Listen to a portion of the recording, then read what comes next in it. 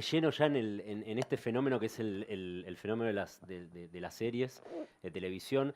A modo introductorio, hay como dos fenómenos, me parece, que tienen que ver con esto. Lo voy a tratar de explicar muy brevemente y seguramente bastante mal, pero que me parece que tienen que ver. Uno es lo que se llama la economía de la atención, ¿no? Y por otro lado, el tema de la teoría del long tail. El long tail es un concepto que un editor de la revista Wire desarrolló que habla de desmentir los modelos viejos de negocios en los cuales se habla de que hay que concentrar todos los recursos en los productos de mayor circulación, ¿no? Donde como los costos de almacenamiento y distribución son muy caros, hay que concentrarse en lo que tiene mucha demanda, entonces se hacen pocos productos, son muy requeridos y ese es la mejor rentabilidad. Longtail desmiente esto y dice que con la incorporación del mundo digital, los costos del almacenamiento y la distribución bajan considerablemente y entonces empiezan a desarrollar un montón de contenidos que pueden durar en el tiempo y que pueden ser más específicos, más de nicho, más especializados, apuntados a targets mucho más exigentes. Eh, Seguramente con algo de esto puede tener que ver el fenómeno que estamos viviendo. Y por otro lado, decía el tema de la economía de la atención, que es esta idea de que hoy tenemos un montón de contenidos, casi infinitos, podríamos decir, y la atención es un bien muy preciado. La atención es algo limitado, no podemos tener una atención infinita a todos esos productos. Entonces hoy conseguir la atención del público es algo muy caro y muy difícil de conseguir. Y en este sentido, la manera en que vemos que la industria lo está resolviendo es, por un lado, Hollywood se concentra cada vez en productos más caros, con un marketing mucho más grande, aplicado a pocas películas, con marcas ya comprobadas, como son los superhéroes. Eh, Generalmente apuntado a un target de millennials, que es fácil de comunicárselos.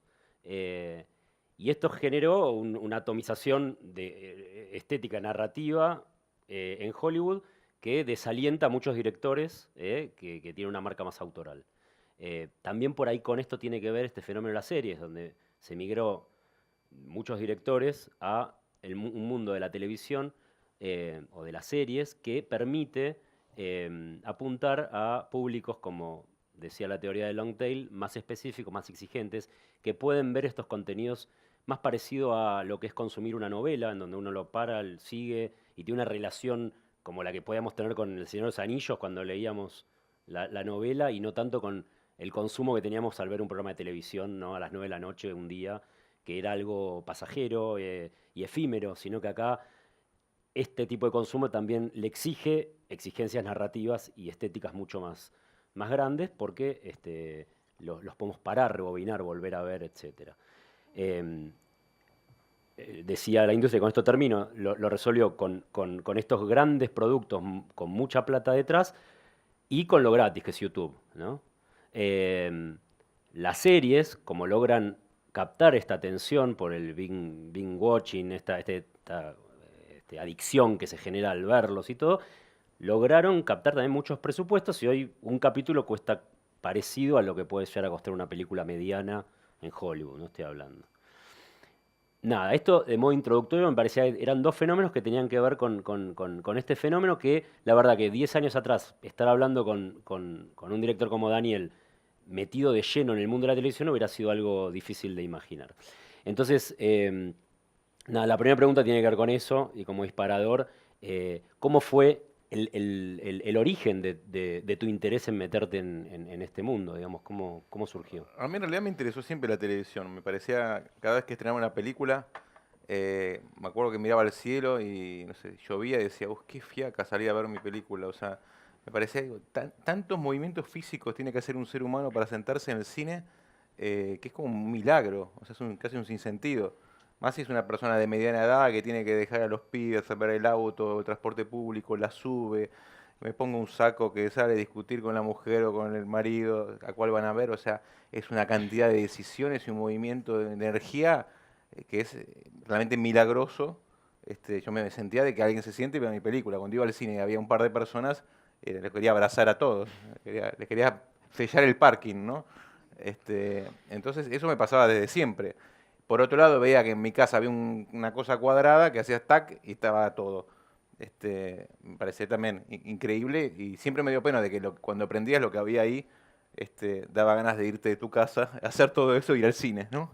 Eh, entonces, a mí la televisión siempre me pareció si querés, una tecnología extraordinaria para contarle cosas a la gente, más que para asustarla o mostrarle o venderle colchones. Pero bueno, tardaron muchísimos años para que lleguemos a este punto tan natural que ese rectángulo que tenemos en nuestra casa es para que nos cuente una historia. Porque bueno, la televisión pasó por muchas épocas, fue inesperado pero este cambio de paradigma, eh, yo en realidad hace unos 3 4 años empecé de una manera muy casual, como uno empieza los grandes cambios de la vida, que siempre son casualidades a las cuales uno le pone un poco de atención. Me invitaron a dar una charla en Globo, que yo ni sabía qué era, pero no sabía ni dónde quedaba, ¿no? Y fue una charla muy interesante, me mostraron los estudios, y yo me quería quedar a vivir ahí, era como Disneylandia, digamos. Para los que nunca escucharon hablar, el Globo tiene unos estudios que se llama Proyac, que es la abreviatura de Proyecto Yacarepaguá, que es un estudio de una dimensión descomunal, donde existen, como en los viejos estudios de Hollywood, todas las instancias de producción. Se fabrican los vestuarios, se fabrican las botellas que uno puede partir en la cabeza a alguien, se fabrican los decorados, está todo ahí, digamos. Es una fábrica de sueños y de historias muy, muy impresionante, realmente, o sea, muy impactante si uno se dedica a esto. Y empecé ahí un vínculo, digamos, primero como script doctor de algunos proyectos, después desarrollando algunas ideas, y en cierto momento les pregunté por qué nunca habían producido nada en español en los 50 años, y me dijeron, bueno, ¿por qué no? Y así nació un poco la idea de Supermax, que básicamente era una serie que ellos estaban haciendo para Brasil, y que me propusieron que haga una versión internacional para una serie, lo que se denomina una serie de high-end, o sea, una serie más sofisticada, en principio para plataformas o para cable. eh, y en esa constituí una writing room y empecé a investigar un poco cómo trabajaban en la writing room en Brasil, por un lado, por las novelas, y en Estados Unidos con otro esquema. Y lo que más me atrajo era primero la sofisticación narrativa en la cual uno puede desplegar en 8, 10, 12 capítulos, que es extraordinaria y excitante, y a su vez la metodología de trabajo que exige la articulación de todos los egos y narcisismos de los autores, ¿no? Empezando por el de uno mismo. Y paralelamente a ese proceso empecé a entender que el mayor cambio de paradigma que uno encontraba era que cuando yo empecé a hacer cine, uno no hacía las películas para la gente, uno las hacía para que le guste el distribuidor. O sea, el momento más importante de la vida de un director de cine en una película era cuando tenías que invitar a un asado a los distribuidores o a comer, que en realidad lo pagaba el distribuidor y después te lo descontaban. Entonces vos creías que vos creías que te estaban invitando y en realidad ni siquiera eso. Y entonces, bueno, las mostrabas y les gustó. Y ya está. Supuestamente, si les gustó, tenía salas y después solía andar la película o no, digamos, ¿no? Entonces, el primer objetivo eran los dueños lo que se llama la venue, los dueños del rectángulo. Con el tiempo, esta intermediación empezó a perder poder primero porque si vos lo que ponías ahí era algo que no le gustaba a la gente, inmediatamente las redes sociales desmentían y te volaban, o el boca a boca. Y por otro lado, los creadores de contenidos empezamos a poder llegar directamente a los usuarios, al espectador, de una manera más directa. O sea, es como que la imagen que empecé a tener es que como esa gran pared de concreto, que eran los dueños de los rectángulos de los tubos, se empezaban a hacer más flaquitos y el espectador estaba ahí cada vez más cerca. Y esto sigue ocurriendo. Yo siempre pongo el mismo ejemplo. Digamos, elijan la serie favorita que tengan en la cabeza ahora. Elíjanla. Piensen en qué plataforma está. Si la siguiente temporada no está en esa plataforma y está en otra, no les cambia nada, van a otra. Y si el día de mañana esa serie que en tanto les gusta es una aplicación en sí misma, se la bajan. Tiende a la irrelevancia la venue, o sea, el lugar donde se desarrolla. En la cadena de poder, digamos, de alguna manera, que tiene toda industria, va, va en merma. Por supuesto, todavía lo necesitamos, pero sin duda la creación de contenido toma un rol más importante. Ahora bien, también este nuevo paradigma exigía una inversión en el desarrollo mucho mayor de la que estamos acostumbrados, en lo cual cuando vas a ver cómo trabajan las writing rooms son las series que a uno le gusta, normalmente pregunta cómo las hacen y bueno, es mucha gente muy calificada, trabajando mucho tiempo y que le pagan muy bien. Es así de simple, sin ningún misterio. Son muchas cabezas que piensan mucho tiempo, que morfan bien, que no se preocupan porque van a tener todo pago a fin de mes.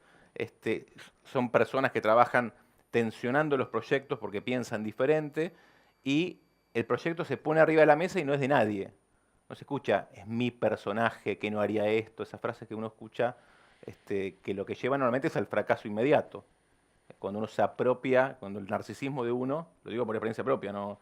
Cree que es de uno. Y cuando en realidad es la historia del personaje y que inevitablemente está embebido por uno y eso es la autoría, porque siempre hay una dirección y un tipo que le pone el tono, por más que sean 10 que escriben. O sea, eso uno lo ve claramente y tiene que seguir siendo así.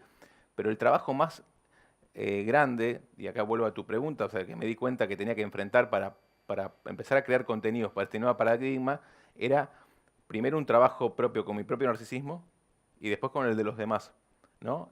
O sea, finalmente termina ahí, en algo tan simple, o sea, cómo que para crear historias que realmente puedan acceder a estas plataformas globales, exigía una metodología de trabajo totalmente diferente a esta idea renacentista que tenemos nosotros de el autor, que se va a tomar algo a Callao y Corrientes, que ya no queda ningún bar ahí, ¿no? Y baja, desciende y te deja el guión y se va con una chalina. Eso, lamentablemente, fue una temporada que duró y ya no funciona. No funciona más. Yo me crié en ese sistema.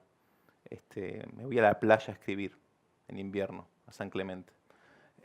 No te vas a San Clemente, vas a una oficina, un piso 28 capaz, a un lugar que no tiene nada, un montón de post-it pegados, con 6 o 8 personas que piensan muy diferente de vos y que la idea que llevas a la mañana quizás te das cuenta que es una basura y que tienes que poner tu cabeza al servicio de la idea de otro. Eso es muy difícil de lograr. ¿Cómo es o cómo era San y Clemente en es? invierno. No, ¿cómo es un día de trabajo común, normal, habitual en este desarrollo de los guiones con este esquema que estás contando? Digo, lo viste con Supermax y ahora estás en ese periodo con la serie nueva. Un día normal es bastante parecido a un oficinista del Banco Santander, digamos. O sea, yo me levanto a la mañana a la misma hora y tengo reuniones establecidas donde me encuentro con autores, donde tengo que haber leído el material antes y donde tengo que tener una devolución al respecto a eso y una visión del proyecto total que no solamente es lo que me gusta a mí o lo que creo que me gusta a la gente, sino la factibilidad del proyecto, articular las ideas de los demás, las mías, con las ideas de los ejecutivos de las diferentes posibles clientes que, a diferencia de antes, o sea, las personas que toman decisiones hoy en las cadenas de cable, en las cadenas de plataformas, o sea, en todos los que son las personas que van a poder comprar nuestro contenido, saben mucho, o sea, es más fácil decir, no saben, no saben muchísimo, mucho más que uno. Tienen una gran mirada porque están en contacto con el público todo el tiempo, lo estudian y lo conocen. Se pueden equivocar, porque acá no hay ninguna ciencia, pero hay que tomar esas devoluciones, las ideas de los otros autores, las propias ideas, y avanzar desarrollando, digamos, esto que finalmente termina siendo en algún momento una serie si uno tiene mucha suerte. Y a nivel práctico son reuniones donde siempre en la writing room hay un líder, digamos, que articula todo esto, que casi nunca la soy yo porque por cuestiones prácticas no estoy ocupando ese rol, pero básicamente es leer todo el tiempo material y todo el tiempo tener una gimnasia de devolución, sabiendo como siempre que la devolución que uno hace no es una verdad revelada, pero puede ser el disparador para otro camino. O sea, es un camino totalmente a ciegas. Uno empieza por un lado, pero uno tiene que abrazar esa incertidumbre. O sea, Se suele, cuando uno hace una película, a veces partís de un personaje, a veces partís de una imagen, a veces partís del conflicto o de un final o de lo que sea. Para escribir una novela o para escribir una serie de tantos capítulos con tanta complejidad, lo que me pregunto es si lo primero que hay que discutir es como el esqueleto completo, ¿no? O no, o parten también de desarrollar algún personaje y ver a dónde lo lleva eso. no, a ver, es un poco un camino en paralelo, digamos. La complejidad es que la trama no te devuelve el personaje y no hacer una serie de personajes que transite en base a sus caprichos hacia un lugar que a uno no le interesa, digamos. Claro. Eh, todo lo que todos te dicen, bueno, que obviamente lo que dicen en cualquier libro, ¿no? De la motivación del personaje es lo que tiene que empujar la historia, pero la trama lo sostiene, si no camina en el aire. Entonces, ahí toda la teoría un poco se desvanece. Lo que es cierto que si los personajes no tienen fuertes motivaciones para hacer lo que hacen, y los personajes no y en los personajes las consecuencias de la trama uno no las ve, no hay historia, no hay serie. Entonces uno trabaja mucho con las motivaciones y las consecuencias. Que dicho es fácil, pero cuando lo haces es casi imposible. Yo un día fui a tu oficina y tenías una bibliografía sobre series, toda en inglés, que te pedí prestado varios, porque ¿Me lo devolviste? no me los prestaste todavía. Eh, Porque tengo un par de agujeros ahí. no fui yo. Pero digo, uno, ante la infinita oferta de series que hay, y la verdad que a uno le gustan series de muy diferentes estilos, eh, cuando te pones a pensar en una serie, tratás de entender por lo menos cuáles son esas cosas que hacen que funcione una serie, ¿no? Esto del cliffhanger, o cuál es el evento en ese momento del primer episodio que hace disparar toda la historia, etcétera. ¿Podés contarnos algún tipo de regularidades que vos en tu estudio para ponerte a escribir encontraste o A no ver, hay? no hay algo, no hay una fórmula. Sí, obviamente hay ciertas cuestiones que tienen que ver un poco con lo que mencionaste y que también la cantidad de sucesos que tienen que existir o acontecimientos durante un capítulo es mucho mayor que en otra narrativa, digamos, ¿no? Capaz que en una película estamos acostumbrados, vemos en el Bafis y nada. Un tipo se despierta a la mañana, ese es todo el acontecimiento que vimos en 1 hora y media, digamos, y se sostiene por otras cosas, digamos. No lo digo peyorativamente, lo digo de verdad, porque hay una narrativa y una poesía que tiene que acá, digamos, a los 5 minutos tiene que haberle pasado algo en serio el señor. O no haberle pasado nunca en la vida y que eso sea el problema, digamos. Entonces la cantidad de acontecimientos que tienen que estar metidos entre un verosímil, porque si vos pones un tipo que se levanta a la mañana y nada, le pegó un tiro a la mujer, después el auto chocó y nada, y le vino una inspección de la FIP todo en 10 minutos, no lo crees. Hay varias igual de esas. Claro, pero hay Sí, varias. sí. Pero si te fijas, tienen un verosímil, y están vinculadas con la motivación y con la existencia de ese personaje o de ese sujeto en el mundo, ¿no? Entonces hay cierta complejidad, pero no hay fórmula. Sí hay algo que tiene que ver con, como todo misterio siempre tiene una explicación en lo sexual, que la serie tiene que navegar como en ese momento, que calculo que casi todos acá en un momento han experimentado un orgasmo en su vida, y saben lo decepcionante que puede ser finalmente, ¿no? Las series tienen que estar como en ese clímax, en ese momento anterior, en Ujú. el cual uno se quisiera quedar toda la vida, y eso es lo más parecido, o sea, la única regla creo que uno tiene que tener, una serie nunca tiene que terminar de resolverse, tiene que mantenerse en ese maravilloso estado. Es muy difícil, si no, nadie estaría acá, ¿no? Estaríamos en otro lado. Y eso que en la vida es casi imposible de lograr, uno en la serie tiene que intentarlo, de que esa excitación, ese punto de que uno sabe que se puede resolver, pero no lo quiere resolver, permanezca. Entonces, Está, esa es la sensación que uno tiene que tener. está bueno, porque pienso cuando te escucho hablar en una de las series más exitosas Pensé que que pensabas en fue. otra cosa, digamos. No, claro. Que fue Lost, ¿no? Que fue eso toda la serie y cuando llegó el momento de resolver, eh, Eras vos, claro. claro.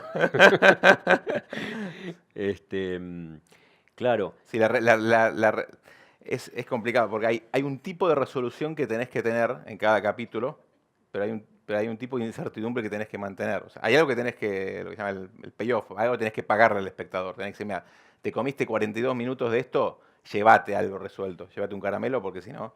Pero hay algo que tenés que mantener vivo para continuar, digamos. Esa adicción que se genera sí tiene, no una fórmula, porque no hay ninguna fórmula, y si hay una fórmula seguramente a mí me falta mucho para llegar a encontrarla. Capaz gente con más experiencia sí la tiene, pero sí lo que he encontrado es de que tenés que tener esa combinación entre un pago al final de cada capítulo o durante el capítulo y nada, y una nueva promesa. al mismo tiempo encontramos en las series un montón de riesgos que ya el cine no toma. Sí, absolutamente. Y, y entonces, como esa combinación entre que vos sabés que el capítulo te tenés que dar con un gancho para ver el que sigue y que funcione esto de la adicción. Y por otro lado, realmente, hoy ves estructuras totalmente novedosas, personajes que nunca hubiesen sido protagonistas en una película, etcétera. ¿Por dónde pensás vos que pasan los riesgos entonces al tener estas? No, que eso que decís, lo más maravilloso, vos tenés desplegado una estructura de 10 capítulos con 18 personajes que en un capítulo son el mozo de un café, en el 8 pueden llegar a ser la resolución de una trama. O sea, es una, para alguien que le gusta desarrollar una historia, una trama, volviendo a lo sexual, es tremendamente excitante, digamos. Es tener todos los elementos arriba de la mesa y que en una película a veces te quedas corto. Pero todo lo que tiene que ver con a mí lo que más me fascina en una serie son los personajes secundarios. Ujú. O sea, porque te permite tener un desarrollo de ellos y darles una dinámica en la narrativa que es realmente extraordinaria. Y sobre todo podés profundizar, que es lo que más me gusta a mí en una serie, en los dilemas morales. Los dilemas morales exigen mucho tiempo, ¿no? De desarrollo, digamos. Otro tipo de dilemas no, pero la moralidad, digamos, explica a veces un... Y entonces estos personajes los dilemas morales lo que te permiten es que los personajes vayan girando, ¿no?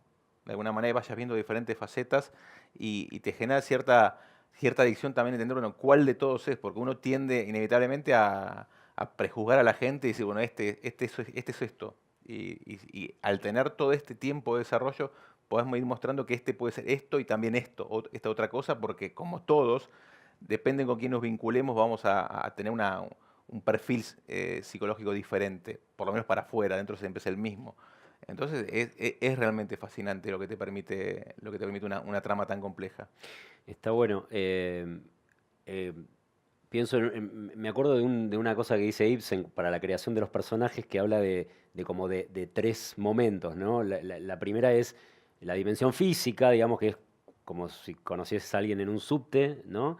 La segunda que es una dimensión más social, que es, bueno, ya lo invito a las vacaciones, dice él. Es como un personaje en las vacaciones, ya conozco más o menos que, bueno, hay un gordo que hace chistes, que me parece divertido, ese es más o menos la dimensión del deseo, todos los que uno quisiera hacer. Y una tercera dimensión que es la psicológica, que tiene que ver con lo que vos decías, que es que ya es como la familia de uno, ¿no? Que Que es lo gente, siniestro. es lo siniestro, exactamente, Sí, encontrarle demonios en todos y la serie te permite, como las sí. novelas, desarrollar estos tres, Exactamente. ¿no? Si Que no el te cine quedas es... un poco en las vacaciones siempre de los personajes. Incluso en una película es difícil ahondar. Sobre todo en los personajes secundarios, ¿no? Siempre tengo recuerdo, digamos, yo dije 10 películas y habría escrito, no sé, las 10, escribí los 10, pero habré escrito 12 o 13 guiones de largometraje. Y me acuerdo que la mayor dificultad que siempre sentía era decir, estos personajes secundarios son muy pobres. O sea, y entonces cuando los trabajaba digo, bueno, pero me queda una película de 3 horas, no puedo. O sea, y realmente por eso hago hincapié en los personajes secundarios, porque el protagonista siempre puede llegar a ese siniestro, digamos, porque te lo permite. Pero con el resto te cuesta y terminas en personajes muy superficiales.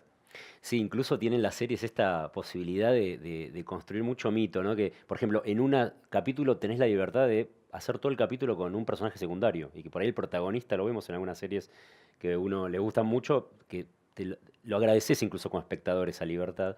Em, y después como las series juegan con la expectativa todo el tiempo del espectador, el espectador es eso, ¿no? Alguien con expectativa. Em, eh, Esto del mito que te digo, como que estás construyendo lo que en las redes o los fanáticos empiezan a pensar que empiezan a ocurrir, con lo que pasa con las grandes sagas de la historia, del cine, etcétera. Y es muy lindo eso de jugar también con unos seguidores inmediatos detrás de eso que se Sí, está no, es viendo, que hay ¿no? algo del espíritu, hay un espíritu, por lo menos, capaz que ahora porque estoy entusiasmado, y capaz que en 10 años ya me aburrí, no sé, pero ahora hay algo que recuperé cierto aspecto lúdico con la narrativa. Te permite, es como tener un tag, digamos, ¿no? Un montón de fichas, de países, o sea, hay algo de extensión territorial Ujú. del territorio narrativo, digamos, que es mucho más extenso y nada, te permite, a mí me divierte más, digamos. Es algo que estás pudiendo hacer por ejemplo, hay algo que voy a aclarar. Él está ahora trabajando de lleno en la nueva serie de Netflix, la primera serie original que se hace en Latinoamérica. El nombre, Argentina, en Argentina. El nombre sí se puede decir. sí, EDA. Eda. Pero después hay un montón de otra data que firmó un contrato de confidencialidad donde no puede hablar casi de nada. Pero sí la pregunta que quiero hacer, esta cosa lúdica de que estás hablando, ¿te la estás pudiendo permitir? Yo me divierto como loco, sí.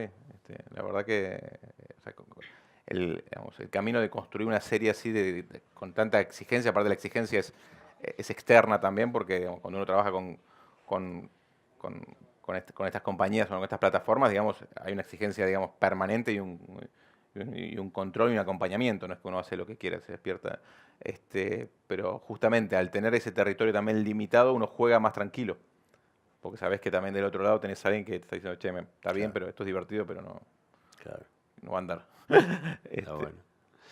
Leía, hay un libro que editó Taschen, no sé si lo tenés, sobre las nuevas series. Es un libro así, gigante, que tiene textos muy buenos. Y, y el libro abre con una especie de análisis, de teoría, que dice que las series, en general, se basó siempre en la familia, ¿no? Como que era un entretenimiento familiar las series de la televisión, y que en realidad, como era un público familiar y un entretenimiento familiar, siempre tenías a diferentes personajes dentro de la familia que identificaban a diferentes targets del público. Entonces, bueno, la familia Ingalls, ¿no? Es como un buen ejemplo. Y así, Los Simpson, y así siguiendo, incluso las series nuevas como puede ser Los Soprano o Breaking Bad. Eh, entonces lo que se preguntaba este artículo es si, por más que las nuevas series empezaron como a volverse más oscuras, con personajes más incorrectos, donde los, los, son antihéroes los protagonistas o incluso gente malvada, no se sigue reproduciendo ese fenómeno familiar, aunque no ocurra en el seno familiar, ¿no? O sea, Big Bang Theory o Friends conforman también su propia familia. Entonces, sin conocer demasiado lo que estás escribiendo, ¿existe también de alguna manera esta conformación de los personajes en la cual existe identificación, busca identificación de diferentes No, a targets? ver, lo primero el primer rector, digamos, se tiene que ver con la narrativa, digamos, y la narrativa, digamos, por un lado lo que sí es cierto, por otro lado, digamos, en una serie compleja donde tenés algún tipo de personaje, la vincularidad con la familia horizontal y vertical lo conforma, con lo cual difícilmente puedas contar una historia profundamente si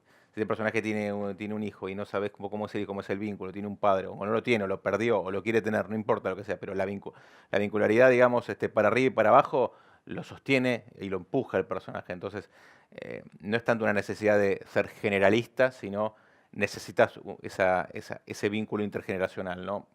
Puede que no, puede ser Cocoon, digamos, un grupo de ancianos encerrados en un geriátrico y funciona bárbaro la de la serie, debe haber alguna. Pero para mí es un impulso, una necesidad narrativa primero. Igual el fenómeno que decís es interesante porque yo creo que ocurría eso porque normalmente estaba el televisor. Era poco la gente que tenían varios televisores, hasta hace relativamente poco, digamos, ¿no? Era como el lugar de reunión familiar. Hoy día, el otro día leí un estudio, es alucinante el porcentaje de gente que ve contenido por teléfono en su casa. Eso es muy impresionante. No me acuerdo, pero en Estados Unidos llegaba a niveles delirantes de la cantidad de chicos o adolescentes que ven el contenido tirados en la cama en su casa y capaz que tienen una computadora o un televisor. Entonces, normalmente en una casa, normalmente alguien ve en un televisor, alguien en una computadora, alguien en una, bueno, la gente que puede comer, ¿no? Que en este país no es tanta, digamos. O sea, bueno, digamos, siempre es importante aclarar esto, siempre hablamos de un universo que es mínimo en un país como Argentina o en la mayor parte del mundo, ¿no? Eso está bueno cada tanto acordarse, digamos, que es una problemática que a muchas personas les excede, por eso la diferencia que está armando con la televisión abierta es abismal.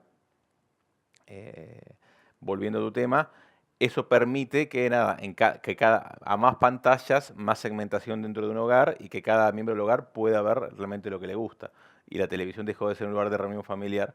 Eso quería agregar, que en general las configuraciones de los decorados, el decorado principal de las viejas series, en general lo que era la cuarta pared era una televisión. Sí. Como que claramente representaba esto que estás diciendo. Era la familia reunida alrededor del televisor. Sí, de hecho, hace poco estuve de viaje y entré a un lugar a comprarme nada, un taco para escribir una pavada, así, esas cosas que hacen los nórdicos, que parecen, uno las trae de viaje, después las terminan tiradas, ¿no? Este, y, y me impresionó el esfuerzo enorme que hacían los diseñadores para disimular un televisor.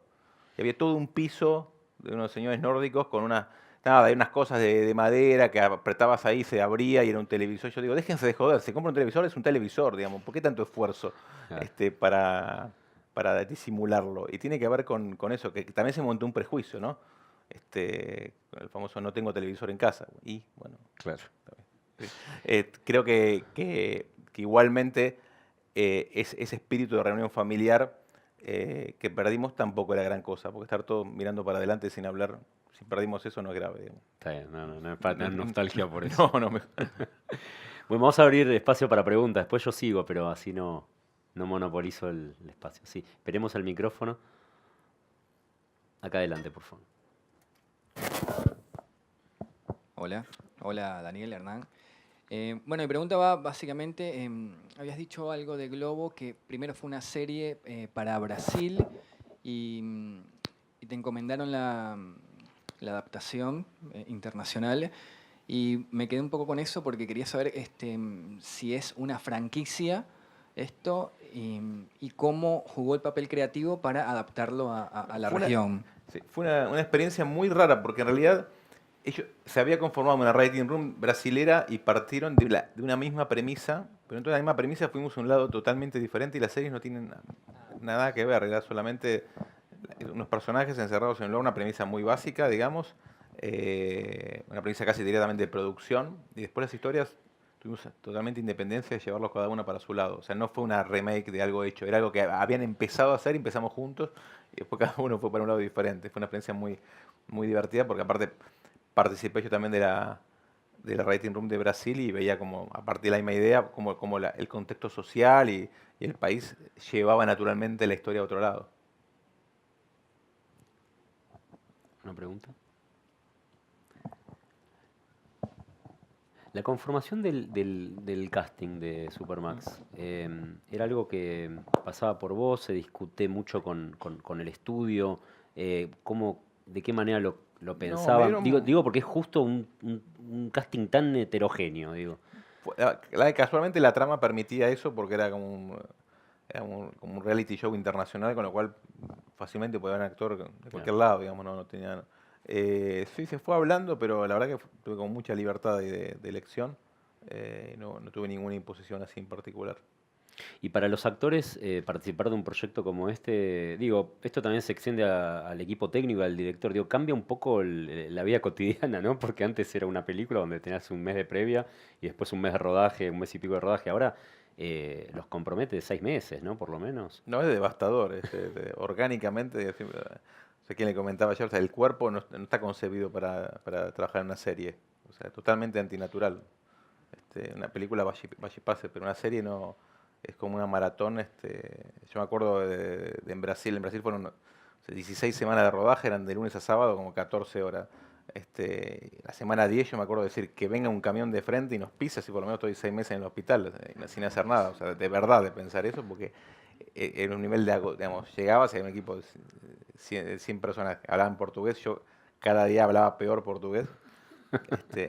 Los que hablaban español no me entendían y realmente era un esfuerzo muy, muy grande y una responsabilidad muy grande, porque una cosa es la energía de una película, que normalmente son 5, 6, 7, 8 semanas, no sé, creo que ya ni se filman 8 semanas, pero estar 16, 17, 14 o 17 semanas a ritmo, sobre todo si tienes un espíritu más de maratón, que yo no tengo, esa gente que administra bien la energía, que no es mi caso, pero yo arrancaba a la mañana comiéndome Río de Janeiro y a las 3 de la tarde había 44 grados de calor, y ya estaba con la presión, tenía 2, 4 de presión. De verdad, ¿cuál es el mayor desafío hoy día y eso que tengo 43 años, más o menos, la voy piloteando, pero lo físico es realmente muy, muy agotador porque nada, tenés que hacer mucho foco, tenés que tener una combinación de hacer en el día que estás filmando mucho foco en algo y obviamente sentir que bueno, la escena que estás haciendo es lo único que estás haciendo, pero está articulado con 10 o 12 capítulos, y que tienen consecuencias en un montón y nada, y no andás con los 10 guiones ahí, o sea, con lo cual el desafío es como complementar esa mirada a largo plazo y en el todo Claro. y estar focalizado en el día. Y por otro lado, cuando empezás a filmar cada día y te levantás a la mañana, yo lo que hago es decir, bueno, la serie es hoy, como decía Keynes, ¿no? Mañana vamos a estar todos muertos, pensemos, o sea, la serie es hoy, agarro el plan y veo las 12 o 14 páginas que normalmente tenés que filmar en un día, porque si pensás, ves el plan, decís todo lo que falta, no me vengan a buscar, o sea, no salís. Pero por otro lado tenés que articular con todo lo que falta. Entonces, ese trabajo entre psicológico y físico, te diría que es. este, Hacías el cálculo hace un rato, mientras tomamos un café, que en estas dos series vas a filmar más que en todo el resto de tu El resto no sé, pero que en todo... No, el resto no. Pero, Ojalá que no. En todo espero que no. lo que ya filmaste. Sí, y sí, más o menos sí, porque de las 2 series son como 30 y pico de semanas y debe estar ahí, sí, es Claro. muy impresionante eso. Claro. Y aparte después que cuando terminás, yo me acuerdo cuando terminé la serie en Brasil y vine acá a Buenos Aires y veía un camión de rodaje y me daba como asco, me daba como... Y aparte me acuerdo la sensación de decir qué suerte que no estoy ahí. O sea, como por un par de meses, mira que como todos los que están acá, amás estar en un set y filmar, pero quedás como empalagado. Como que ya ves la mesa de catering y de un lugar y te agarra una repulsión. Sí, sí. Igual vos Sí, sos sí. de los directores que le gusta el set, que A mí ama el a set, mí me digo. encanta, yo como un chico, no sé, me descalzo, cosa que no está permitida por la RT, y corro, me encanta, es el mejor lugar del mundo porque es el mundo real, saben, es mucho más agresivo que un set, ¿no? O sea, el peor set del mundo es más feliz que un minuto real de la vida, por eso nos entretenemos haciendo estas cosas. Pero llega un momento que ya te da ganas de aflojar un poco. Pero además, en la vida cotidiana a uno le cuesta encontrar el lugar para ir a correr, para ir al gimnasio, para tener una vida sana. Cuando sabés que se te vienen 6 meses de trabajo de tantas horas, digo, ¿entrenás? ¿Tenés en mente? No, ahora hago una rutina, pero me da triste, que es no, unas semanas antes empiezo a comer un poco mejor porque sé que voy a comer horrible el resto de los meses. Y trato, no sé, me compré una bicicleta ahora que no sabía que existían ese tipo de vehículos. Y entonces a la noche voy a andar en bicicleta, ese tipo de cosas, como para sentir que tengo un cuerpo que me va a sostener un tiempo, digamos. Veo otros colegas que no tienen ese problema porque hacen natación, yoga o ese tipo de actividades, pero realmente hay que tener algún tipo de entrenamiento, a menos que tengas 25 años, 28, que en lo cual ya la vida te trae entrenado. Pero después de los 30 y pico que uno se empieza a derrumbar un poco, sí, necesitas un poco de eso. Y Claro. aparte de eso, nadie te habla de eso. Te dice, bueno, el guión, ¿No? que yo, ¿viste? Lee Ibsen. Pero nadie te dice, mira, afloja con las harinas, con el azúcar, la de dormir bien. Y el sueño se empieza a convertir, las horas de sueño es el valor supremo. O sea, cuando algo me quita una hora de sueño, realmente me pone de muy mal humor. O sea, el sueño en el rodaje es el motor, es la energía. O sea, uno tiene que dormir y porque al otro día no puedes dormir. Claro. Y esa idea de me tiro media horita después de comer no funciona nunca. Pues siempre hay que ir a ver un decorado o ver si la pared es amarilla o bordó. Claro. Si alguien quiere hacer una pregunta, interrúmpame, sí. Una pregunta un poco obvia, pero por ahí, como estoy alejado del mundo de las series, recién citabas la edad, que es interesante para los que somos maduros el tema. Pero, por ejemplo, ¿por qué en las series americanas aparecen muchos directores muy veteranos, como Peter Medak, que en Breaking Bad, tipos que han pasado los 60 largos, ¿no? Y digo, ¿tiene que ver con el showrunner, como que les permite otra concentración? ¿Cómo? No, igual, a ver, no es que no puede ser serie teniendo 60 años, al contrario, digamos.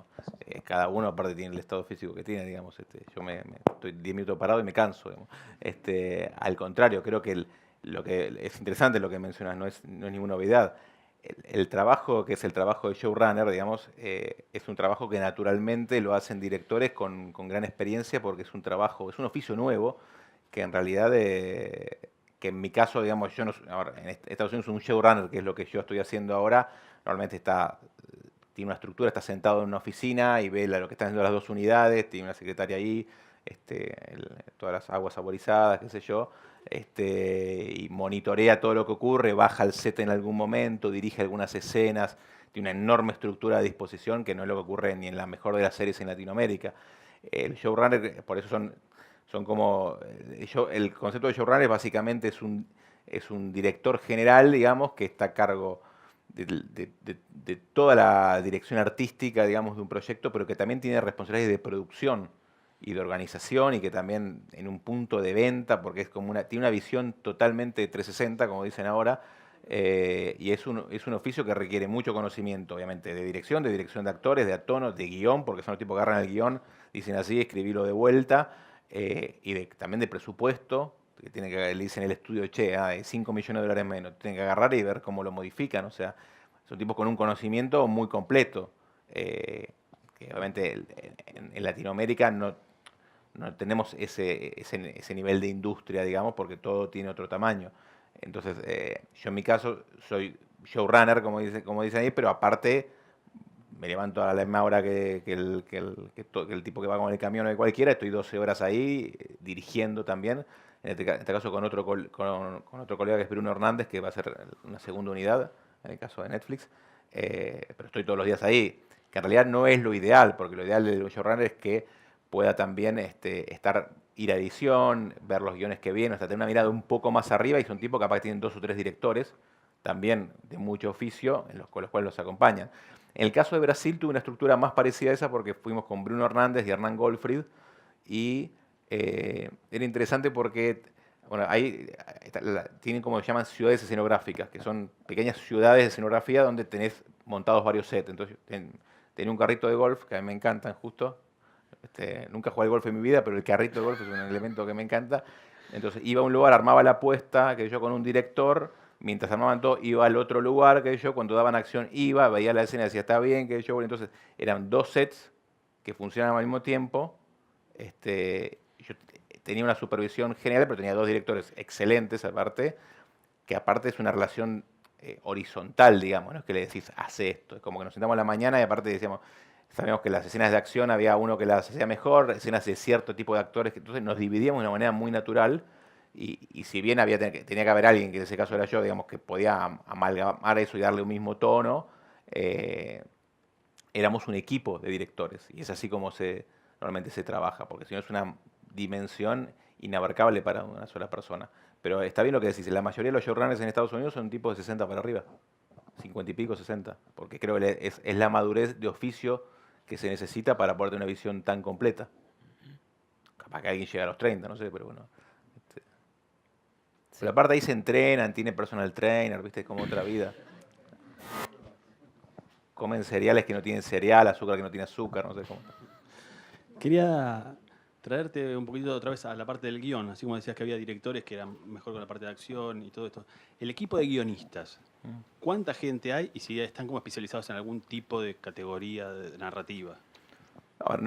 Te hago una pregunta general, no de un proyecto en particular. Normalmente un buen equipo tiene por lo menos 3 guionistas, de 3, 4 y 5, y normalmente no tiene por qué, a ver, si haces digo, un policial nada, urbano, por decirte algo, nada, capaz que llamás a un tipo que maneja ese género, pero también llamás a alguien que maneja un género opuesto, que tensiona, porque a ver, lo que sucede es que el, la mayoría de los errores que uno comete que cuando escribe tiene que ver con los sobreentendidos. ¿No? Uno escribe, cuando uno sabe de algo, escribe sabiendo de eso, y no puede actuar la ignorancia de algo, es difícil. Y cuando uno la quiere actuar, tiende a ser demasiado didáctico. Entonces, la mejor manera de resolver eso es, no sé, si vas a hacer una serie sobre narcotráfico, yo te llamaría a un tipo que sepa, pero llamaría a alguien que nunca ni vio un porno en la vida ni le interesa el tema, porque hay un espectador que puede pasar eso, o sea, que no tenga ningún interés en el tema y que lo tengas que capturar, porque si no solamente vas a hablarle a los que ya saben del tema y ya quieren escuchar del tema, con lo cual te cerrás mucho. Entonces, normalmente los mejores grupos son personas que tienen un interés, un foco, una experiencia en eso, con gente que no la tiene y que sería el antipúblico de esa serie. Entonces, de alguna manera, yo descreo absolutamente del marketing. Creo que ojalá es una palabra que ojalá dejemos de usar en 10 años.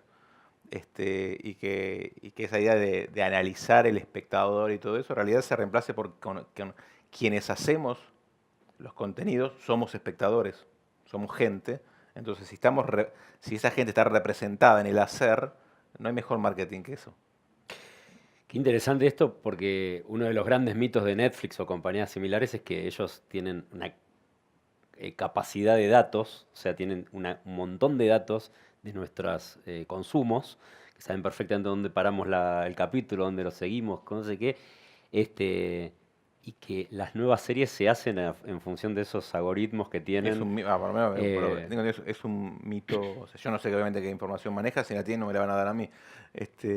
Por supuesto, es una información que tendrá la empresa, pero jamás en este tiempo de trabajo con ellos tuvimos algún tipo de comentario cercano. Acá la gente, o acá son, o sea, interrelacionadas con Script Doctor, con tipos que saben de guión y y es a través de la experiencia narrativa.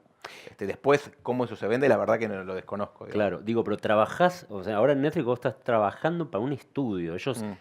o sea, no es control la palabra, digo, supervisan Te todo. acompañan, Te digamos. acompañan, Te acompañan. pero en cada una de las etapas. Sí. No es que leen el guión y después hablan sobre el corte No, es final. dinámico, es una supervisión y un acompañamiento constante. Sí. Claro, claro. Y eso vos lo ves virtuoso, lo ves como A mí me encanta darme claro. vuelta y ver que hay alguien, sí, está bueno eso. Y sí, Claro. porque lo más peligroso, al principio uno tiene, cuando empieza a hacer es genial porque no empezás con ese entusiasmo y vas para adelante y construís, está buenísimo. Llega un momento que el mayor enemigo sos vos mismo, el creer que lo que estás haciendo es genial o está bueno. Y es más difícil rodearse capaz de gente que te acompañe y que te diga, che, la verdad que esto no se entiende nada, no me gusta. O sea, empieza a ser muy valiosa la palabra de crítica del otro. Y poder tener eso, después, yo empecé a trabajar más o menos hace 20 años con esto. Y para mí es un lujo, o sea, tener esa sensación ojo que todavía estás aprendiendo, digamos, a volver a esa sensación de estar en prueba permanente, a mí me encanta, porque eso cuando lo perdés después no es difícil de recuperar. O lo recuperás pegándote contra el piso, digamos, ¿no? Totalmente. ¿Y las referencias de ellos suelen ser series de su misma plataforma? Se habla de referencias de otras películas.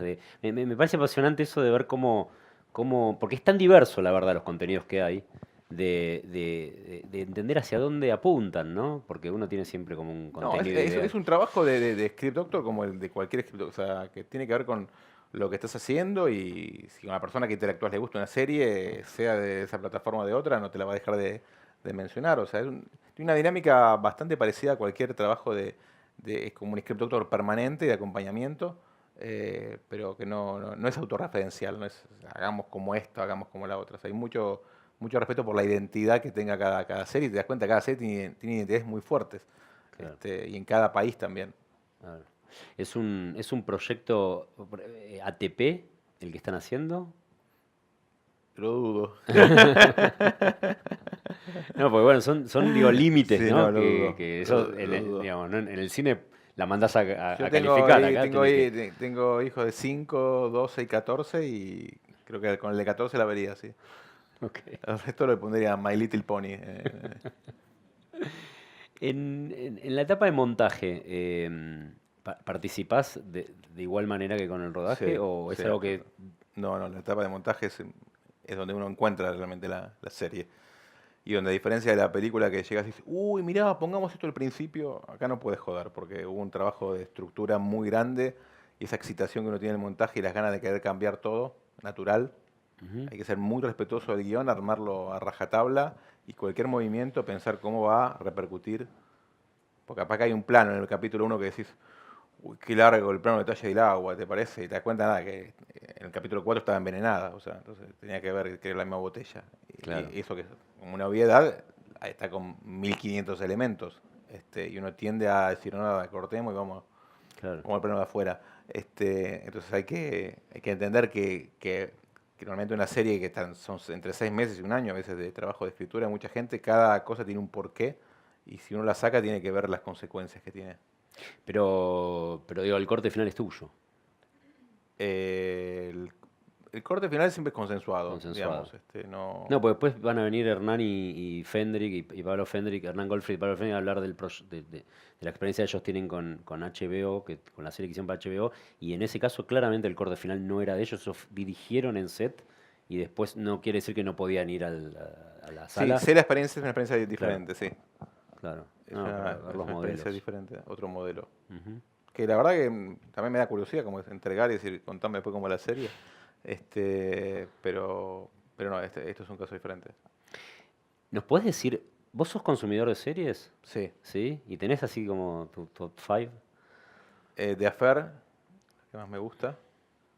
Después lo ves en español, que es más sobreviviente designado, soy fanático. Me encanta. La que te largan un capítulo por semana. No es muy verosímil esa. ¿Qué cosa? ¿La serie o el...? Esa, A mí me encanta.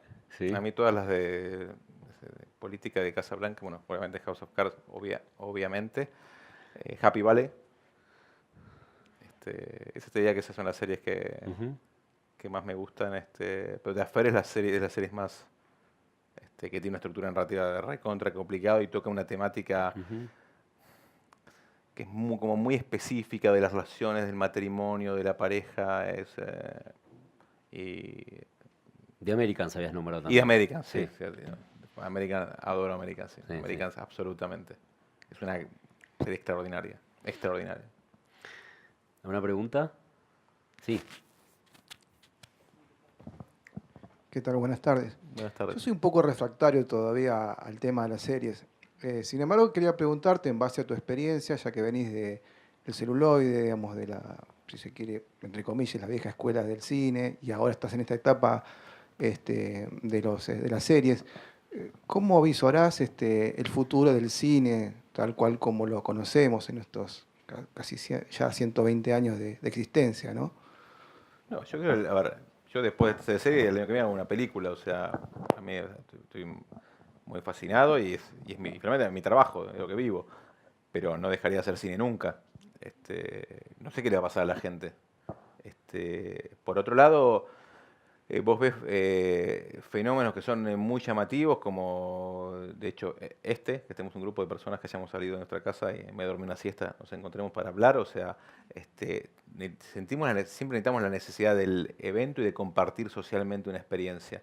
Y de hecho, bueno, la existencia del teatro confirma esto. O sea, en términos racionales, el teatro no debería existir, porque ver un tipo parado ahí si lo puede ver 20 veces apretando play, digamos, y es de las industrias que Sí, mejor sí, han sí, sí. funcionado. O sea, si uno se posiciona en el racional, es un malentendido que exista el Sí, teatro. y el cine no pierde Y audiencia. el cine no pierde audiencia. Y el otro día, por suerte, me invitaron a ver a Sting.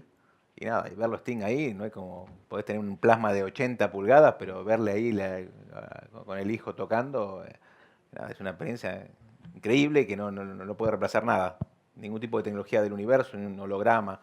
Entonces, lo que pasa, bueno, quizás las películas van a tener que ser más como Sting, digamos. Digo, quizás pueda pasar de que lo que vayamos a ver eh, nos tenga que hacer mover de nuestra casa, digamos. No sé, digamos, o sea, la verdad que tengo la misma duda que vos. Lo que no tengo duda es que el cine va a seguir existiendo, que es una industria que sigue en crecimiento, en fortalecimiento, que la idea de compartir con un grupo de desconocidos en un lugar oscuro un cuento es genial, que se le ocurrió, es una idea brillante. Sí, te encerrás con un tipo que no conoces a emocionarte. Si lo pensás, es genial, realmente. Está todo oscuro, no los conoces, llorás, te mirás. Eso no puede desaparecer, porque de verdad. Pero tenemos que ir a emocionarnos, tenemos que ir a divertirnos, tenemos que también quizás tener más dosis de espectáculo, puede ser. No de espectacularidad, sino de espectáculo. Y quizás cierto tipo de cine sí sea más difícil de que pueda sobrevivir en lo que llamamos el cine tradicional, pero también creo que con el tiempo todo se va a acomodar y un circuito de cine-arte, digamos lo que llamamos cine-arte, va a tomar otra relevancia justamente. Yo creo que va a haber un reacomodamiento natural, pero soy bastante optimista. Es un tipo de cambio, con lo cual todo tipo de cambio uno tiene miedo, obviamente, de todo. Pero creo que no, que de ninguna manera el cine como lo conocemos va a desaparecer. Sí, por otro lado, acá en Latinoamérica y en Argentina se produce un fenómeno que es que plataformas como Netflix y otras precisan de un público bancarizado. Y lo que uno nota en Netflix que crecieron muy rápidamente hasta una cantidad de suscriptores, hasta un momento, y a partir de ahí, los años que siguen, creció muy poquito. Porque sigue siendo una población que no, digamos, vos no podés comprar una membresía de Netflix si no es con tarjeta de crédito. Entonces hay límites todavía que no se aplican el mismo fenómeno a todo el mundo, ¿no? Sí, igual yo creo que, digamos, eh, esto me parece que en Latinoamérica, justamente en Argentina, está pasando algo que el acceso a este tipo de plataformas dejó de ser un lujo y es parte de un consumo cultural muy básico que estás viendo. Y yo conozco nada, personas capaz que de recursos medios o medios bajos que comparten con dos o tres personas una suscripción porque es parte es parte del cotidiano, y eso es genial, que parte de tu cotidiano sea que te cuenten una historia. Y capaz que uno renuncia a otra cosa para eso, entonces creo que está eso, llegando, digamos, a otros sectores socioeconómicos y creo que está muy bueno. Por supuesto hay un límite, y ni que en Argentina, que hay un 30 o 40% de la población que es totalmente irrelevante que le cuente una historia, porque la historia poder sobrevivir. Entonces, pero para los que tenemos el lujo de tener totalmente resuelto nuestra existencia alimenticia, en el sentido más amplio, es como una necesidad que se desea cubrir de manera espontánea. Eso no pasaba antes. Es cierto. Sí. Ahí había una de atrás, perdón. Hola, ¿cómo estás? Te quería consultar acerca de cuál es tu evaluación acerca de la audiencia de Supermax, porque, digamos, a pesar de que tiene una enorme producción, increíbles actores, una muy buena factura técnica, sin embargo, la audiencia no acompañó en la misma medida, ni acá en Argentina ni en Brasil. Puede ser en Argentina porque ya ha sido emitida por Canal 7, si hubiera sido por Telefe o Canal 3 hubiera sido distinto. ¿Cuál es tu evaluación de cómo repercutió? Sí, en Brasil no se emitió, la que se emitió en Brasil es La Brasilera. Es otra serie. No, lo que pasó acá me parece totalmente natural. Digamos, yo que la hice, estar en un lugar fijo a las 10 de la noche para verla me parece delirante. Es un tipo, digamos, es un tipo de serie que la tenés que ver cuando quieras, donde quieras y en continuidad, porque justamente la estructura narrativa está pensado para eso. Digamos, si vos la ves un capítulo y después ves la semana siguiente, no entendés nada. Porque la estructura, la sofisticación de la estructura, que es justamente el chiste o el tractor de eso, lo impide. Después hay temas comerciales que, bueno, digamos, yo de hecho esto lo hice con Globo y después Globo hizo el acuerdo con la televisión pública. A mí me encanta que hayan pasado a la televisión pública, porque también permite que llegue a todo el país y por más que, bueno, digamos, el rating, digamos, de la televisión pública es difícil, digamos, en general, es un rating en el cual marca 0,5, 0,7, 1 y pico. Para mí es como un paso interno. Vamos, yo prefiero que esté ahí en la televisión pública primero y que la puedan ver en Neuquén, porque finalmente Ibope son 700 televisores en Capital Federal, y que después cuando esté en una plataforma la vea quien quiera, como quiera. O sea, prefiero haber pasado ese... Si la hubiera pasado a otro canal, la verdad que no lo sé, porque realmente el público no es el público de aire. O sea, yo no soy público de aire. Y para mí, que normalmente el primer capítulo me senté y lo vi con amigos, qué sé yo, después nunca estuve en mi casa justamente a esa hora para prender el televisor. Así que, ¿cómo voy a pretender que el resto de la gente lo haga? Lo digo con total franqueza, o sea, me parece. A mí la televisión de aire. O sea, yo sí tengo televisor, tengo dos, uno Grundig viejo y uno Sony, uno Grundig en serio. Pero por un canal de aire no. O sea, No lo suben el contenido después de emitido. después va a estar en otra plataforma. Pero hoy no, hoy solo pueden. se ven. Son esas cosas de cambio de paradigma que todavía no. O sea, normalmente debería estar en el aire para que la gente que no tiene otra manera lo pueda ver, y para que haya alguna plataforma para que después vos lo veas cuando quieras, donde quieras. Bueno, eso. Estamos en un cambio en lo cual todavía eso no sucede, y lo que pasa con Supermax, que pasa con muchos productos que en general en el mundo, no es el caso de la televisión pública, pero otras compañías en el mundo toman productos que son más sofisticados, que no son para aire, para retener un poco de público, y que no funcionan porque ese público no lo quiere ver un día determinado, lo quiere ver cuando quiere porque ya está acostumbrado. Entonces, cambiar eso no tiene retorno. La televisión de aire va a quedar reducida. Es un malentendido la televisión de aire. No, pero dice, sí, va a La quedar. televisión de aire para mí va a quedar para grandes espectáculos Claro. en vivo, Sí. como pueden ser deportes, la apertura de las Olimpiadas, etcétera. Nada, último momento, Sí. manifestación en tal lado, o sea, los canales de noticias van a seguir teniendo mucha presencia, y para sectores populares que no puedan pagar digamos, plataformas de contenido on demand. Ese es el futuro inevitable. Si vos te das cuenta, los ratings en general los ratings, digamos, hacen 8 puntos y festejan, y hace 5 años la van de 30. O sea, Sí. por más que... Entonces, yo creo que la verdad que en 5 años, no en 10, en 5 años la televisión de aire como la conocemos no va a existir. Este año leía un dato de que Netflix facturó más que toda la televisión paga de Estados Unidos. O sea, eran megacorporaciones. Sí, Y Netflix solamente facturó más que... De hecho, te digo, hay como...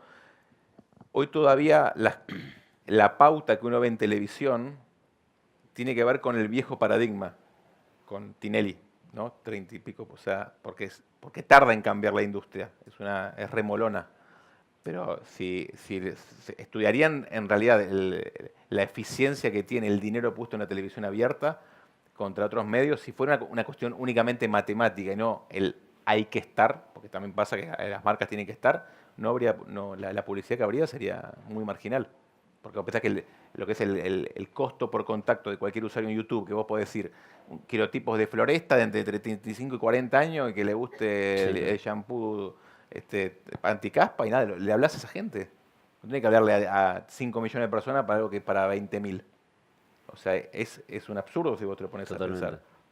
Vaya compró Telefe el año pasado y muchos se preguntaban por qué compra una empresa así un canal de televisión que, como decís, están destinados a ir perdiendo rating y lo compra por los contenidos, no por No, yo creo que la... compró la productora y compró Claro, la distribuidora y compró el talento, sí, sin duda. Y eso me parece muy bien, pero no compró la licencia, digamos, de claro, transmisión. claro.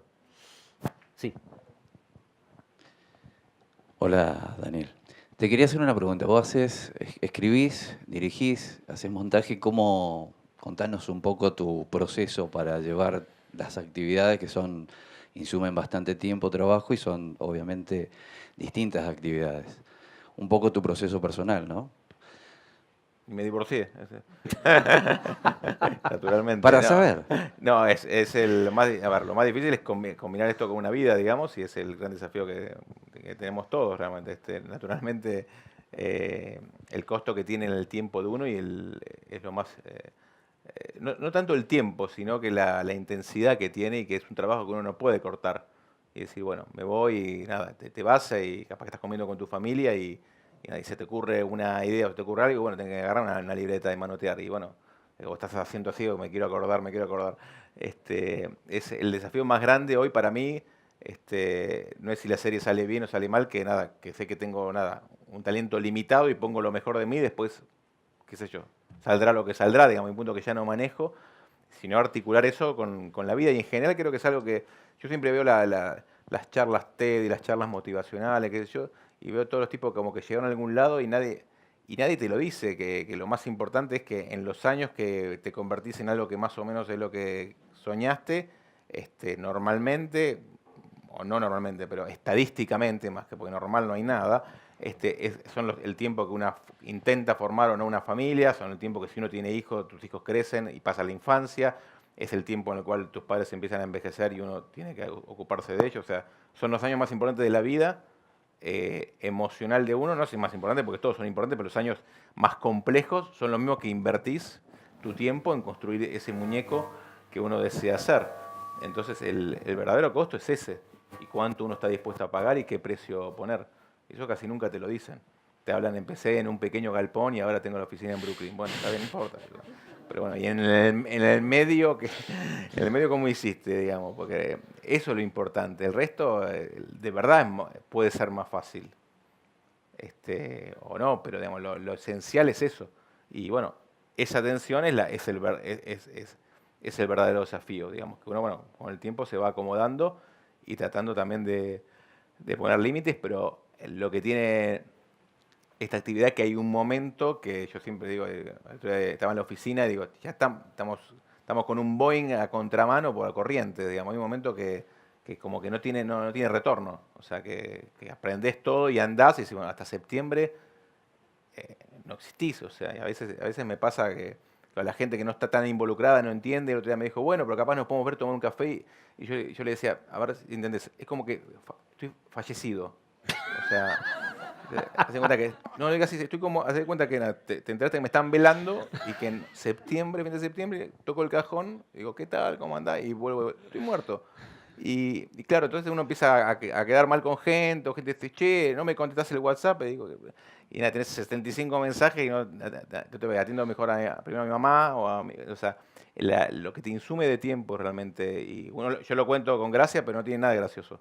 De verdad, porque es un costo, porque después nada vuelve. La infancia de los hijos no vuelve nunca, la edad de uno menos. Entonces, ese es el verdadero desafío. De eso no puedo dar ningún consejo, como ven. Si ustedes tienen alguno... ¿Qué tal? Yo quería preguntarte ahora, volver ahora al rodaje. Me dijiste que son alrededor de 6 meses que están rodando, que son con 2 unidades. Quería saber, en este caso, ¿trabajaste con toda gente que hablaba en español en Brasil? En Brasil no, era gente que hablaba en portugués Ah, y argentinos habremos sido 12 más o menos. Y- Eran y el 80 elenco- contra 12. ¿No? ¿y el elenco? ¿Cómo era el elenco y cómo era la jornada? Si era, hoy grabamos capítulo 1, capítulo 2, cómo era el plan de rodaje? Si No, en era- realidad es totalmente, todo mezclado. Por lo cual es como estar en estado de ACV permanente. Porque, ¿Cuántos capítulos? El capítulo 9, nada, la mujer desangrándose porque acaba de matar al personaje y al rato le limpia la sangre y acaba de llegar al decorado, ¿viste? Entonces, normalmente, otra vez, si hay algo normal, uno tiende a hacer bloques de 3 o 4 capítulos con continuidad para no enloquecer. Pero de pronto estás en un decorado que es muy caro y que está en el capítulo 1, 7 y 10, ¿y qué vas a hacer? Digamos, tenés que hacer todo junto. Digamos, no puedes ir y volver y descargar y cargar. Y es complicado, por más que tengas un continuista, hay algo que vos estás todo el día al final como sacando, ¿no? Las escenas, de alguna manera. O sea, tenés poco tiempo de detención. Yo siempre trato de hablar con mi equipo de dirección y decir, mira, esta es la última semana que podemos pensar. Hasta cierto momento puedes pensar y después es acción pura. No tenés tiempo de pensar, es acción. Crear en el sentido inmediato. O sea, agarrar la arcilla, pum, la pones en el horno, ya está, te quedó marcada, bueno, lo siento. Se la sacás seca y se la entregás a un tipo. No, capaz que tenés suerte, bueno, otro día la probamos a hacer de vuelta, pero no tenés mucho tiempo de reflexión. Entonces tenés que reflexionar antes y es eso, es un hacer y un decidir permanente. Y el tema de la decisión es muy importante porque lo más importante es decidir, no es tan importante que sea una buena decisión. Lo peor es no decidir. O sea, tenés que decidir en forma permanente, tratando en lo posible que sean decisiones acertadas, sabiendo que de las 8 escenas que filmás en un día, hay 2 que le vas a poner todo que sean excelentes, 4 que vas a estar que están bien y el resto contarlas. O sea, decidir uno antes que la realidad decida por uno. Eso es muy importante, porque el caudal de información que hay es tan grande y también de acción que si querés que todo esté ahí arriba, nada, vas a llegar a un punto y después vas a caer. Pero eso sí se va aprendiendo con el camino, porque no te lo explica nadie. Otra vez por narcisismo, uno empieza el día y piensa que todas las escenas van a estar espectaculares, que van a ser las mejores de la historia de la televisión. Y después tenés que decir, bueno, esto ponemos un lindo plano y contraplano, que es bien iluminado, que se escuche. Y después aquí cuando ves a montaje decís, qué bien que hice un plano y contraplano, porque si hacía cualquier otro plano no lo iba a usar. Porque acá lo único que tengo que saber es que hay un tipo entrevistado y otro que lo entrevista y que estamos en la DAC y que no necesito saber más nada. A veces esa urgencia te juega a favor. Ahí al fondo había. Acá había primero. Sí, queríamos hacer una pregunta. Estamos acá en la aula virtual y Juan Saciaín pregunta, ¿cómo se entrelaza la cultura y la experiencia de vida argentina con la brasilera en las historias que estás desarrollando? No, en este caso, el hecho de haberlo filmado en Brasil es una circunstancia de producción, digamos. La serie no ocurre en Brasil, así que los abrazos culturales se dieron entre el equipo. No me incluyo. Pero no hubo una interacción en ese sentido, digamos, de historias, porque no es una historia que ocurría de iberoamericanos en Brasil. O sea, en Brasil grabamos y filmamos y hicimos la serie, pero podría haber ocurrido en cualquier otro lado. Nati. ¿Qué tal? ¿Cómo están? Mientras te escucho, no quiero olvidarme que también sos productor y quería preguntarte, digamos, ¿cómo sentiste tu costado productor en esta mega escala que te tocó trabajar en Miramax, en Supermax? Y también, si tuviste que mutear ese costado para poder trabajar en esta nueva forma que estaba haciendo, o al contrario, teniendo tanta disponibilidad de recursos, iban por los estudios y aprovechando, digamos, en las historias también parte de todo ese recurso que tenían disponible, digamos. Cómo en un proyecto tan grande se puede o dejar en casa como el productor, o si lo fuiste llevando con vos y cómo lo sentiste en este nuevo proyecto enorme desde la dirección y la producción. Te agradezco la pregunta. Yo el productor es el que me lleva a todos lados, así que no lo dejaría en ningún lado. El productor que llamamos, si uno cree que tiene varias aristas, que no es mi caso, porque en realidad tengo una confusión de funciones, pero no siento, no son compartimentos, digamos, todo más o menos lo mismo. En realidad eso que uno llama el productor es lo que logra que algo exista, que de ir a un lugar y querer soñar algo que después, entonces, eso está siempre presente y básicamente es, digamos, la creatividad verdadera surge de los límites, digamos, cuando te chocas con el límite. Entonces, ver todo lo que tenés, tratar de entender aquello quizás que es nuevo para mí, como el hecho de que trabajé mucho con efectos especiales o cuestiones que no había trabajado antes, y aprender, ¿no? Aprender de eso, pero también construirte un límite, saber que no es que puedes hacer cualquier cosa. Primero es como un shock porque sentís, digamos, obviamente yo vengo como cualquiera de ustedes, de una producción argentina en la cual siempre los límites están muy cerca siempre, y de pronto contar una estructura mayor, el límite está un poco más lejos, pero no olvidarte de que hay un límite, porque si no, no hay creación. Así que sí, lo llevé de viaje a Brasil al productor también. Sí, aquí, por favor. Hola, la pregunta es, como director, teniendo en cuenta esta cronología en el plan de rodaje que a veces se cambia en base a la historia, ¿cómo te manejas con los actores? Si muere en una escena y la siguiente escena tiene que estar recién llegado, Lo mando a bañar, sí. ¿te apoyás con un director de actores o tenés mucho tiempo de ensayo?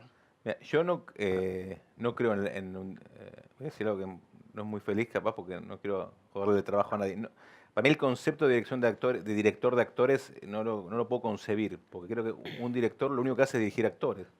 Porque puede tener 150 tipos que hacen todo. O sea, entonces si no dirigís un actor, nada, no estás trabajando. Disculpen si soy muy radical y si hay algún director de actores. Sí puedes tener un entrenador, un coach, alguien que te ayude, pero en el set lo único que es, porque tenés un tipo que ilumina, o sea, hoy día digamos, no es como antes, o sea, los técnicos de cine y televisión son todos artistas, digamos, con un aporte muy fuerte y que cubren todos los costados de la dirección. Entonces, creo que yo sentía que lo que tenía que hacer era justamente eso, decirle, sí, te acabas de morir, pero ahora estás vivo. Y eso está en el tono, en la musicalidad, en la postura del cuerpo, en la mirada, y no pretender que lo haga el actor, sino ayudarlo y llevarlo a ese lugar. Eso que decís es el trabajo fundamental. El resto, como te digo, siempre hay alguien que lo hace. ¿Y tenés tiempo como para el ensayo o es No. solo en set? No, a ver, yo trabajé mucho, yo creo mucho en el ensayo de mesa.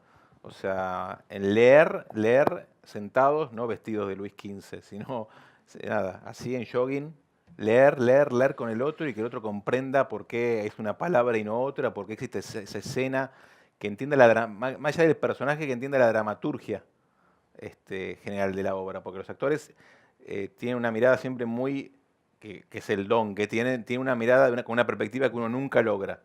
A mí siempre me admiro eso de los actores cuando yo doy un guión, porque agarran el personaje y hacen tadac, y cuando ven su personaje leen. O sea, no les importa el resto. Y es genial eso, porque uno nunca puede hacer eso. Uno tiene como una visión general y promedio de la obra. Es difícil uno leer el guión y decir, lo voy a leer desde el personaje de Juan Carlos. Es difícil que te salga bien. En cambio, el actor te da eso que uno no tiene. Y hay que saber escucharlo. Por otro lado, uno le tiene que dar al actor lo otro. Bueno, me están pidiendo cerrar. Dani, habíamos comprometido un horario. Veo los rulos de Hernán Goldfried ahí. ¿Están? ¿No, en serio? Sí, ahí lo veo ahí en el fondo. Mirá, hola, Hernán. No, para cerrar te quería preguntar. Trabajó en Brasil en serio, ¿eh? Sí. Sí, está en el backstage, está. Esos rulos hacían furor. Bueno, quiero agradecerte y para cerrar te quiero preguntar, ¿qué espacio le das todavía con tanto trabajo a seguir formándote? Y bastante. De hecho, ahora voy a encontrarme con alguien que espero me forme un rato. Es muy importante eso, poder... pero la formación es una buena pregunta. En mi caso no tiene que ver con, me voy a ver esta serie danesa, que dura 9 horas el primer capítulo, el segundo 3 minutos, digamos. No esa búsqueda de... La formación para mí está fuera de lo que hago, la verdadera formación. Leer un filósofo, alguien que te comenta, interactuar con personas de otras industrias, tener una conexión con la realidad. No sé, a veces, en serio, a veces te forma el kinesiólogo con una charla, mientras te arregla una vértebra. Me pasó hoy a la mañana. Porque es tan fácil desconectarte de la realidad O sea, estoy de lunes a sábado, estás nada, gritando como loco, con un grupo de gente que parece un circo, con el catering y todo eso.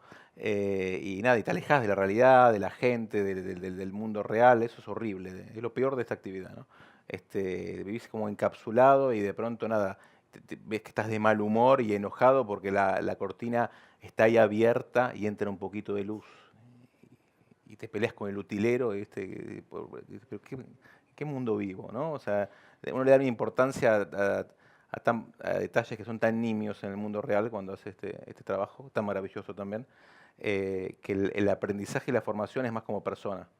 O sea, es muy fácil equivocarse en esto y convertirse en algo horrible. O sea, la tendencia natural es a eso, porque uno vive en un estado de ficción. Entonces te desconectas de la realidad y desconectarse de la realidad es desconectarse del otro. Entonces es como un trabajo como eso de hacer gimnasia para estar bien, también es decir, bueno, ya está. Ir a la reunión de padres de la escuela, ir a hacer la cola en el supermercado, y hacer un trámite en la FIP, y reunirse con el contador, por ejemplo, y llenar papeles, lo digo en serio. O sea, y que el contador te cuente algo, contador, de un cliente, nada, que fabrica bananas o salchichas, qué sé yo, no importa. Eso es mi formación. O sea, seguir formándote como persona, porque finalmente el que hace todo es esa persona que no es un director, ni un showrunner, ni nada. Muchas gracias. Y-